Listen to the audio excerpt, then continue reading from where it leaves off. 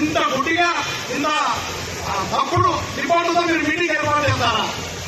అంటే ఏమాత్రం భయం లేకుండా ఈ మీటింగ్ కూడా తానే కాకుండా వాళ్ళ కన్సర్న్లో ఉండేటువంటి వాళ్ళ ఫ్యాక్టరీలో మీటింగ్ ఏర్పాటు చేస్తారా?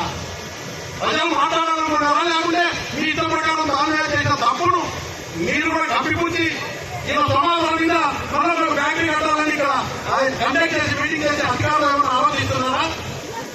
దయచేసి మీకు నమస్కారం నేను చెప్తా ఉన్నా, ఇక్కడ చాలా బాధలు ఉన్నాయి.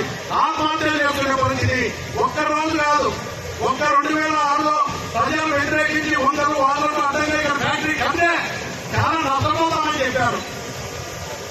కానీ నిలబడి ఇక్కడ ఫ్యాక్టరీ కట్టారు. దానికి బాధ్యులు ఎవరు? అప్పుడు కండక్ట్ చేసిన అధికార యంత్రాంగం, అదేవిధంగా దానికి బాధ్యులైన దాన్మే యాజమాన్యం.